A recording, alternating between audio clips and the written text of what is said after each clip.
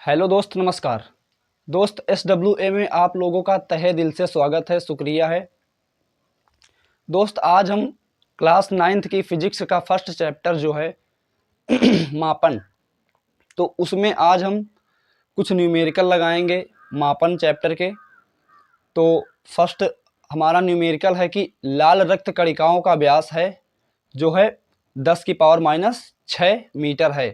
तो उस लाल रक्त कणिकाओं के व्यास को हमें किसमें व्यक्त करना है? माइक्रोन में। तो चलिए हम क्वेश्चंस लगाते हैं आप लोगों के साथ।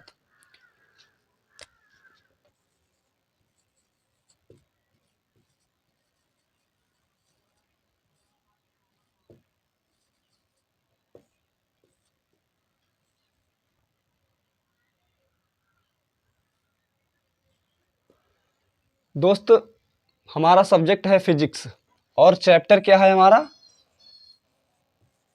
मापन, जिसको इंग्लिश में क्या कहते हैं? मेजरमेंट। मापन चैप्टर है। डेट आज है 8 मई 2024। दोस्त, हम आज फर्स्ट चैप्टर के न्यूमेरिकल लगाएंगे। तो सबसे पहला जो हमारा न्यूमेरिकल है, क्वेश्चन हमारा सबसे पहला जो है,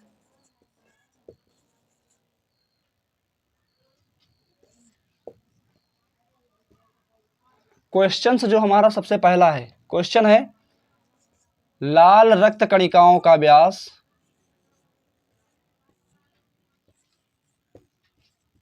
लाल रक्त कणिकाओं का व्यास कितना है? 10⁻⁵ मीटर होता है। लाल रक्त कणिकाओं का व्यास 10⁻⁵ मीटर होता है। तो हमें इसको किस में व्यक्त करना है? माइक्रोन में। तो इसे माइक्रोन में व्यक्त कीजिए। तो इसे माइक्रोन में व्यक्त कीजिए। तो इसे माइक्रोन में व्यक्त कीजिए। दोस्त, क्वेश्चन है हमारा कि लाल रक्त कणिकाओं का व्यास 10⁻⁵ मीटर होता है। तो इसे माइक्रोन में व्यक्त कीजिए। दोस्त, सबसे पहले हम जानेंगे कि 1 माइक्रोन बराबर होता कितना है। तो सबसे पहले हम आप लोगों को बताएंगे कि 1 माइक्रोन बराबर कितना होता है। तो हम इस साइड में लिख रहे हैं कि 1 माइक्रोन बराबर 1 माइक्रोन बराबर कितना होता है? 10⁻⁶। दोस्त, ये तो था माइक्रोन में व्यक्त करने के लिए हमें सबसे पहले किसकी आवश्यकता पड़ेगी? 1 माइक्रोन बराबर कितना होता है, तभी हम इस क्वेश्चन को माइक्रोन में व्यक्त कर पाएंगे। तो 1 माइक्रोन बराबर होता है 10⁻⁶। अब देखिए, सबसे पहले क्या करेंगे, इस क्वेश्चन में जो जो हमें दिया गया है उस क्वेश्चन से हम एक तरफ लिख लेंगे कि हमें इस क्वेश्चन में क्या क्या दिया गया है। तो चलिए इसको हल करते हैं। सबसे पहले हमें क्वेश्चन में दिया गया है लाल रक्त कणिकाओं का व्यास जो है 10⁻⁵ मीटर। तो इधर लिखेंगे हम लाल रक्त कणिकाओं का व्यास, लाल रक्त कणिकाओं का व्यास, लाल रक्त कणिकाओं का व्यास जो है, व्यास कितना है? 10⁻⁵ मीटर। तो लिख लेंगे 10⁻⁵ मीटर। लिख लिया 10⁻⁵ मीटर। अब हम लिखेंगे कि 1 माइक्रोन बराबर, तो यहां पर लिखेंगे 1 माइक्रोन बराबर 1 माइक्रोन बराबर कितना होता है? 10⁻�6। तो यहां पर लिखेंगे 10⁻�6। लिख लिया 10⁻�6। अब देखिए हम क्या करेंगे, इस 10⁻⁵ से इस 10⁻�6 को जब घटा देंगे तब हमें एक ये क्वेश्चन माइक्रोन में व्यक्त हो जाएगा। तो चलिए देखते हैं।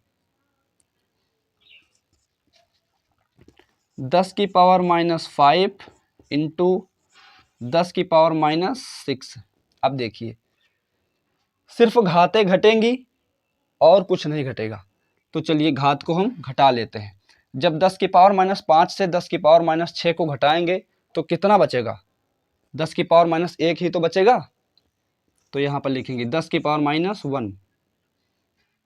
अब देखिए 10⁻1 बचा तो -1 लिखा नहीं जाता है, तो क्या हो जाएगा? यहाँ पर कितना हो जाएगा? 10 माइक्रोन।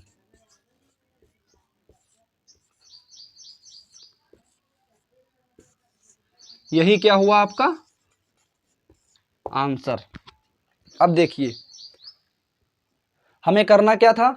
इस क्वेश्चन को माइक्रोन में व्यक्त करना था। यह क्वेश्चन माइक्रोन में व्यक्त हो गया और हल भी हो गया। तो इसमें जो माइक्रोन में जब हमने व्यक्त किया तो इसका आंसर कितना आया? 10 माइक्रोन आया। 10 माइक्रोन भी आया और यह क्वेश्चन माइक्रोन में भी व्यक्त हो गया। तो दोस्त इस प्रकार से आप लोग और सारे क्वेश्चन कर सकते हैं। तो चलिए हम दूसरा क्वेश्चन लेते हैं और आप लोगों के साथ लगाएंगे। ये क्वेश्चन आप लोग अपनी रफ कॉपी में नोट कर लीजिए, ताकि अगले जो आप लोग अपने आप से क्वेश्चन बनाएं तो उनको हल करने में आपको परेशानी ना हो। चलिए दोस्त दूसरा क्वेश्चन लेते हैं। अभी हम माइक्रोन पर आधारित एक क्वेश्चन और लगाएंगे, फिर हम लगाएंगे 2 क्वेश्चंस एंगस्ट्रॉम पर आधारित। जब 2 क्वेश्चन हम एंगस्ट्रॉम पर आधारित लगा लेंगे, फिर हम माइक्रोन और एंगस्ट्रॉम यानी एंगस्ट्रॉम दोनों को एक ही क्वेश्चन में मिला करके उस क्वेश्चन के भी 2 क्वेश्चन हम आप लोगों के साथ हल कर रहे होंगे।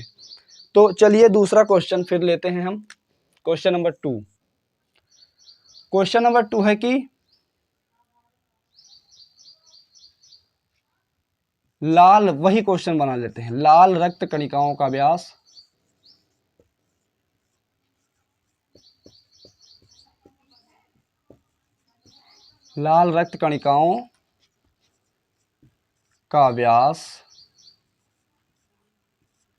अब की बार मान लेते हैं लाल रक्त कणिकाओं का व्यास 10⁻⁹ मीटर होता है।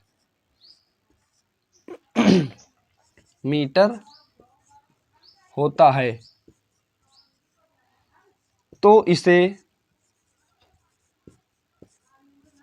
किस में व्यक्त करना है? माइक्रोन में।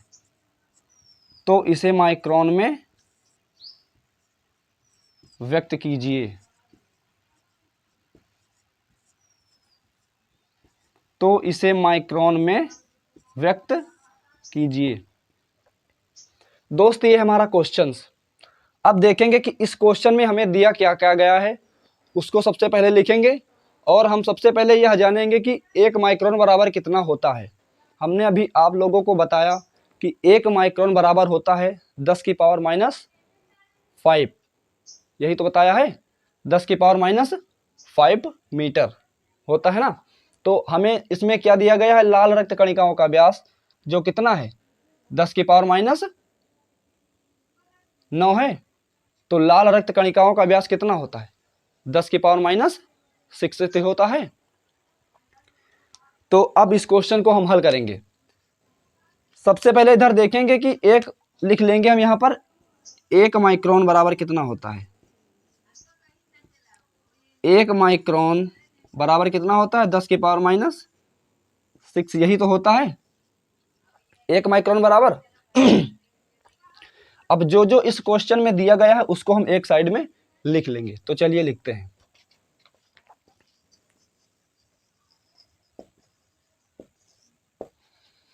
लिख लेंगे लाल रक्त कणिकाओं का व्यास 10⁻⁹ है। तो लिख लेंगे इसको, हम लिखेंगे लाल रक्त कणिकाओं का व्यास, लाल रक्त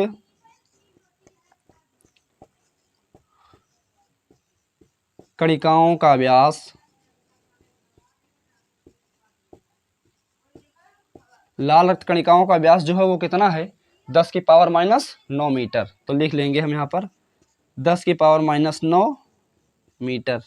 यही तो है लाल रक्त कणिकाओं का व्यास। अब देखेंगे कि 1 माइक्रोन बराबर कितना होता है? 10⁻⁶ होता है। इसको भी यहाँ लिखेंगे। 1 माइक्रोन बराबर 1 माइक्रोन बराबर, 1 माइक्रोन बराबर कितना होता है? 10 की पावर माइनस 6। तो यहाँ पर लिखेंगे 10 की पावर माइनस 6, इसको भी लिख लिए।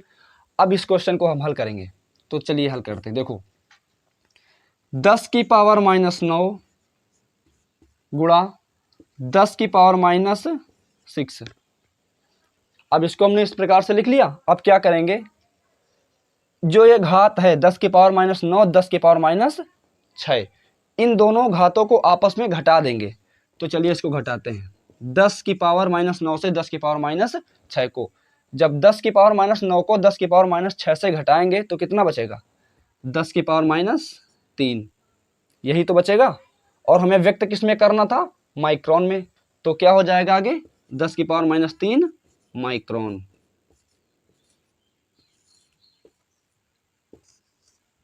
यही हो जाएगा दोस्त आपका आंसर। दोस्त इसी प्रकार से हम माइक्रोन में व्यक्त करने वाले क्वेश्चन को हल करते हैं। अभी तक तो हम 2 क्वेश्चन जो है वो माइक्रोन पर व्यक्त करने वाले लगाए हैं। अब जो अगले 2 क्वेश्चन होंगे हमारे, वो एंगस्ट्रॉम पर आधारित क्वेश्चंस 2 लगाएंगे। तो इसको आप लोग कॉपी में नोट कर लीजिए। फिर आगे हम 2 क्वेश्चंस एंगस्ट्रॉम पर आधारित लगाएंगे। तो चलिए इसको रफ करते हैं। अब 2 क्वेश्चंस हम लगाएंगे एंगस्ट्रॉम पर आधारित।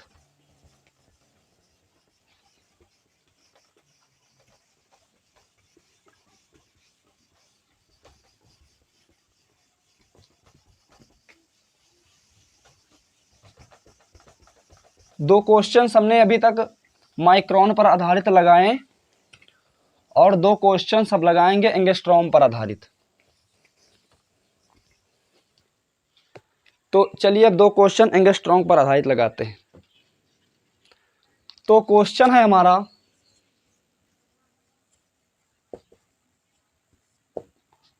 Question number 3।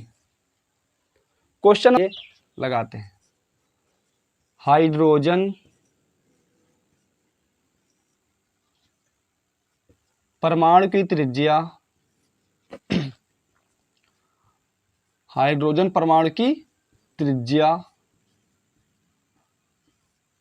कितनी है?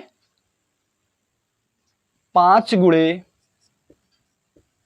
10 की पावर माइनस 11 मान लेते हैं मीटर होती है।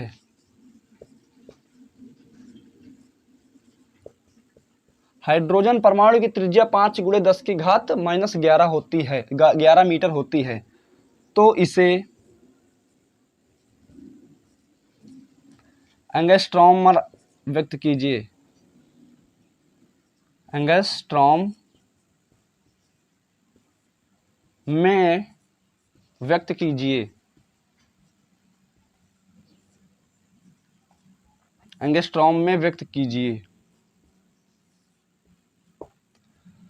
दोस्त ये है हमारा क्वेश्चन है कि हाइड्रोजन परमाणु की त्रिज्या 5 गुणे 10 की पावर माइनस 11 मीटर होती है। तो इसे एंगस्ट्रॉम में व्यक्त कीजिए। दोस्त जिस प्रकार से हमने अगले क्वेश्चन में बताया आप लोगों को कि एक, उसमें क्या बताया था, एक एंगस्ट्रॉम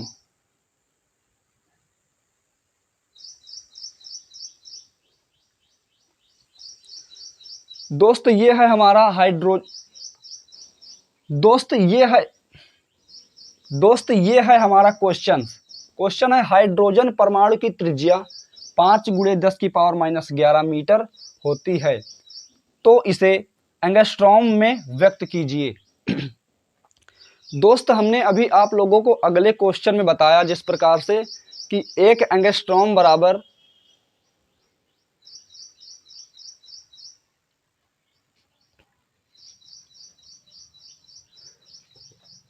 दोस्त ये है हमारा क्वेश्चन है कि हाइड्रोजन परमाणु की त्रिज्या 5 गुणे 10 की पावर माइनस 11 मीटर होती है। तो इसे एंगस्ट्रॉम में व्यक्त कीजिए। दोस्त अभी अगले क्वेश्चन में हमने आप लोगों को बताया है कि 1 माइक्रोन बराबर कितना होता था? 10 की पावर माइनस 6। तो एक एंगस्ट्रॉम बराबर होता है कितना, इसमें हमें क्या निकालना है सबसे पहले कि एक एंगस्ट्रॉम बराबर कितना होता है। तो चलिए सबसे पहले हम आप लोगों को बताते हैं कि एक एंगस्ट्रॉम बराबर कितना होता है। तो यहाँ पर लिखेंगे एक एंगस्ट्रॉम बराबर कितना होता है, 10 की पावर माइनस 10, यही तो होता है। एंगस्ट्रॉम बराबर होता है 10 की पावर माइनस 10। तो अब क्या करेंगे, सबसे पहले देखेंगे कि इस क्वेश्चन में क्या क्या मुझे दिया गया है। सबसे पहले जो जो इस क्वेश्चन में दिया गया है सबसे पहले हम उसको एक तरफ नोट कर लेंगे, फिर हम क्वेश्चन के अगले स्टेप पर चलेंगे। तो चलिए सबसे पहले इसको हम लिख लेते हैं।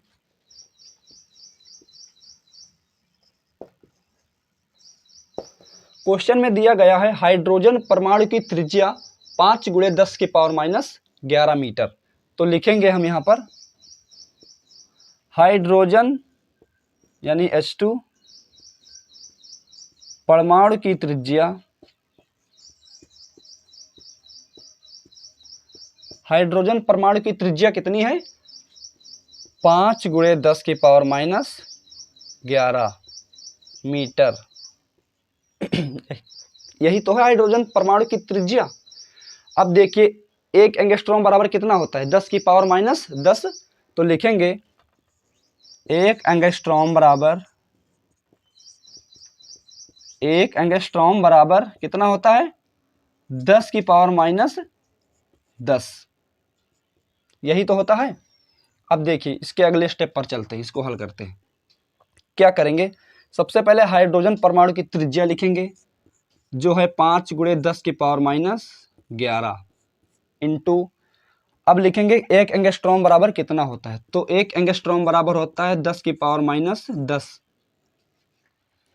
अब इन दोनों में से इन 5 × 10 की पावर माइनस 11 से 10 की पावर माइनस 10 को हम घटा देंगे। तो चलिए घटाते हैं।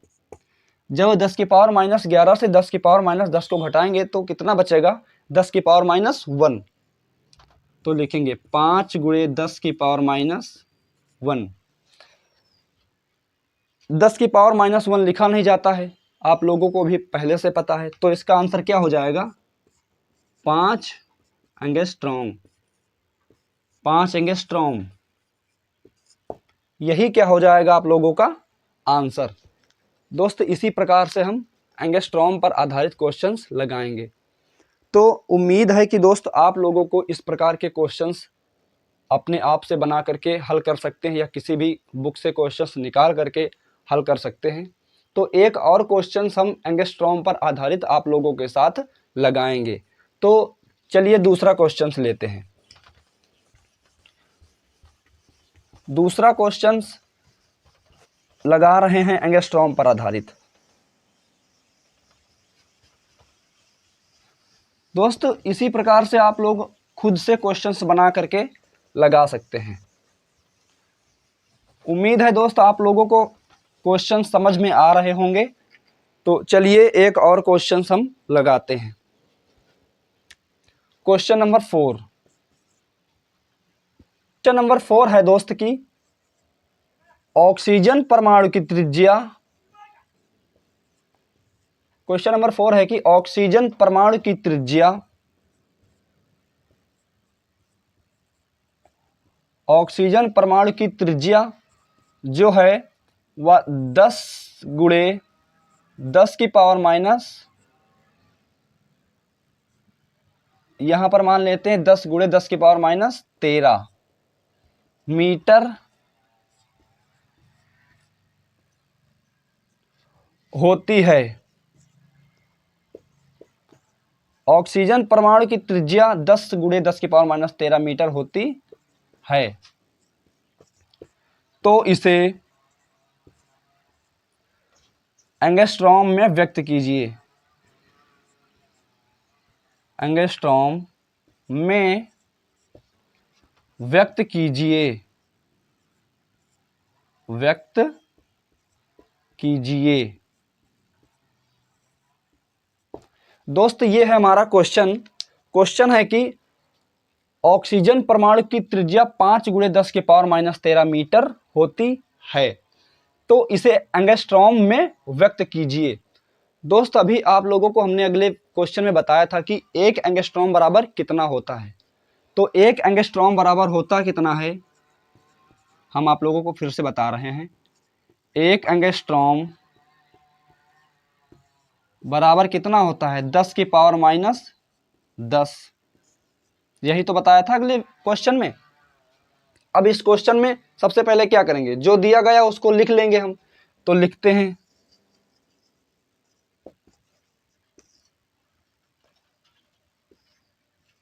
क्वेश्चन में दिया गया है ऑक्सीजन परमाणु की त्रिज्या 10 गुणे 10 की पावर माइनस 13 मीटर है। तो लिखेंगे हम ऑक्सीजन परमाणु की त्रिज्या,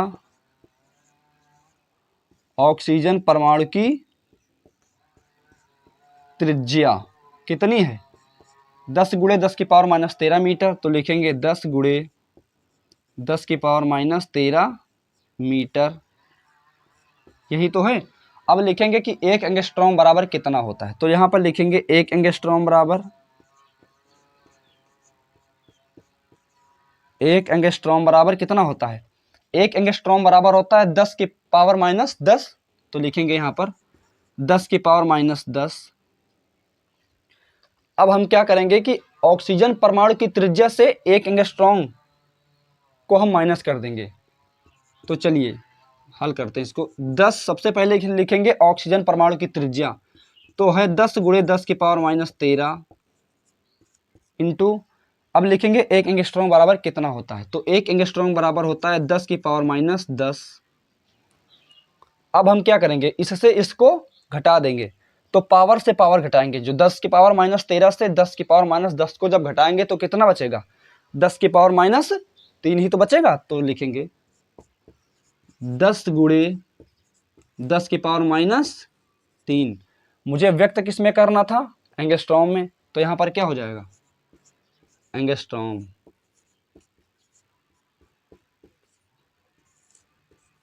10 की पावर 10 गुणे 10 की पावर माइनस 3 एंगस्ट्रॉम।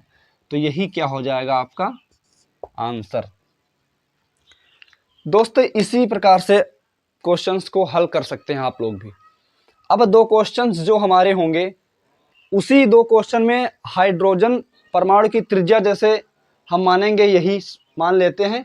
तो उसी में एंगस्ट्रॉम और दूसरा क्या है हमारा, आप लोग कमेंट करके जल्दी बताइए। अभी तो एक है एंगस्ट्रॉम और दूसरा क्या मुझे ज्ञात करना है, तो आप लोग कमेंट करके बताइए हमें। पहला जो हमारा है एंगस्ट्रॉम है और दूसरा क्या है, माइक्रोन। तो उन्हीं दोनों को हम एक ही क्वेश्चन में हल करेंगे। तो चलिए दूसरा क्वेश्चन लेते हैं।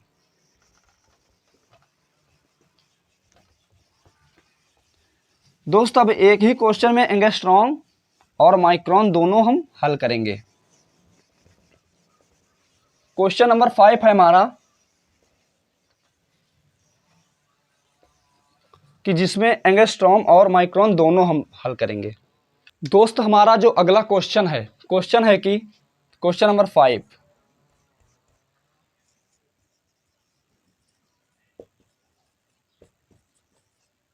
क्वेश्चन नंबर 5 है कि बालू के कण की त्रिज्या, बालू के कण की त्रिज्या, बालू के कण की त्रिज्या है 1.8 इंटू 10 की पावर, मान लेते हैं कि यहां पे माइनस 8 मीटर होती है। कितनी होती है, बालू के कण की त्रिज्या 1.8 इंटू 10 की पावर माइनस 8 मीटर होती है। तो इसे माइक्रोन, अब इस क्वेश्चन में हम दोनों निकालेंगे, माइक्रोन और एंगस्ट्रॉम। तो इसे माइक्रोन तथा एंगस्ट्रॉम, माइक्रोन और एंगस्ट्रॉम दोनों में व्यक्त कीजिए, दोनों में व्यक्त कीजिए। अब इस क्वेश्चन को हमें दोनों में व्यक्त करना है।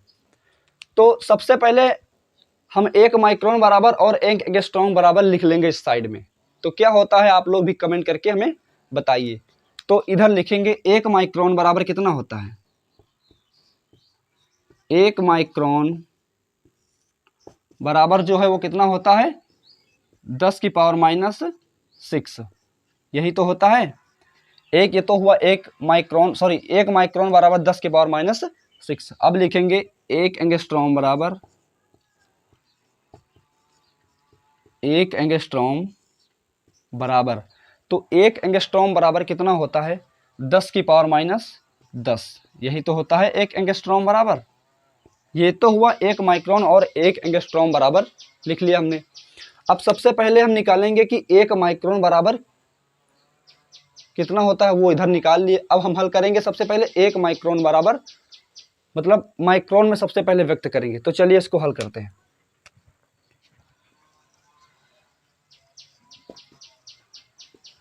सबसे पहले जो क्वेश्चन में दिया गया है वह लिखेंगे। तो क्वेश्चन में दिया गया है बालू के कण की त्रिज्या, बालू के कण की त्रिज्या, बालू के कण की त्रिज्या कितनी है 1.8 × 10⁻⁸ मीटर। तो लिखेंगे 1.8 × 10⁻⁸ मीटर। और 1 माइक्रोन बराबर कितना होता है, इसको भी लिखेंगे। 1 माइक्रोन बराबर, 1 माइक्रोन बराबर कितना होता है 10⁻⁻⁶। तो यहाँ पर लिखेंगे 10⁻⁶। अब क्या करेंगे, बालू के कण की त्रिज्या से 1 माइक्रोन बराबर को हम माइनस कर देंगे। तो यह माइक्रोन में व्यक्त भी हो जाएगा और इसका आंसर भी निकल आएगा। तो चलिए इधर देखते हैं। 1.8 × 10⁻⁸ इंटू 10⁻⁶। अब इससे हमको इसके माइनस कर देंगे तो हमें क्या प्राप्त हो जाएगा, माइक्रोन में व्यक्त हो जाएगा। तो चलिए करते हैं। देखिए इस 10⁻⁸ से 10⁻⁶ को हम माइनस कर देंगे। तो चलिए कैसे करते हैं, देखो 1.8 × 10⁻⁻10 से, सॉरी -8 से -6 घटा देंगे तो कितना बचेगा -2 बचेगा। और हम व्यक्त किस में कर रहे हैं, माइक्रोन में। तो आगे क्या हो जाएगा, माइक्रोन।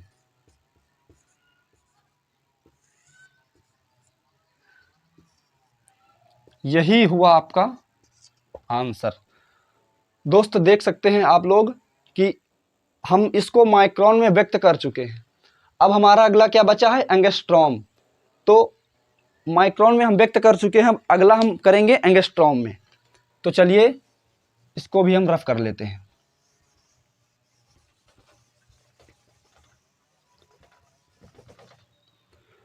तो सबसे पहले क्या करेंगे, जो दिया गया वही लिखेंगे। बालू के कण की त्रिज्या 1.8 × 10⁻⁸ मीटर।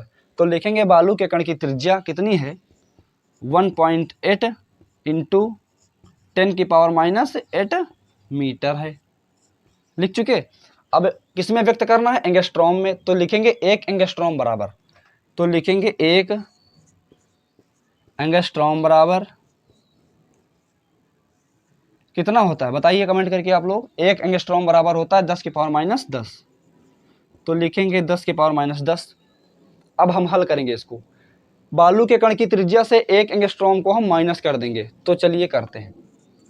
1.8 × 10⁻⁻8 इंटू 10⁻⁻10। हमने इसको इस प्रकार से लिख लिया। अब इसको हम माइनस करेंगे। तो चलिए सिर्फ घातें घटती हैं तो हम घातों को घटा लेंगे।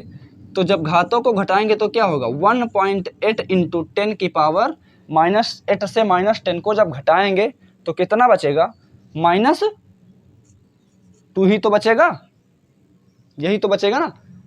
तो अब हमने इसको हल कर लिया। तो किस में व्यक्त कर रहे हैं हम, एंगस्ट्रॉम में। तो आगे क्या हो जाएगा, एंगस्ट्रॉम। आगे हो जाएगा एंगस्ट्रॉम।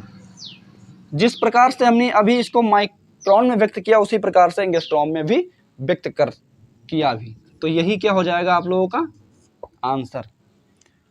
दोस्त ये हमने इसको एंगस्ट्रॉम और माइक्रोन दोनों में व्यक्त कर लिया, तो हमारा आंसर ये क्या निकला 1.8 इंटू 10⁻² एंगस्ट्रॉम।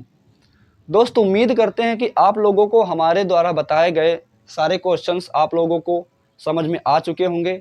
तो इसी प्रकार से दोस्त आप लोग भी इस प्रकार के क्वेश्चन को घर पे अपने आप से या किसी भी प्रकार की बुक से, किसी भी प्रकाशन की बुक से आप लोग क्वेश्चन को निकाल करके आप लोग घर पे लगा सकते हैं और अपनी तैयारी को मजबूत बना सकते हैं। जय हिंद, जय भारत।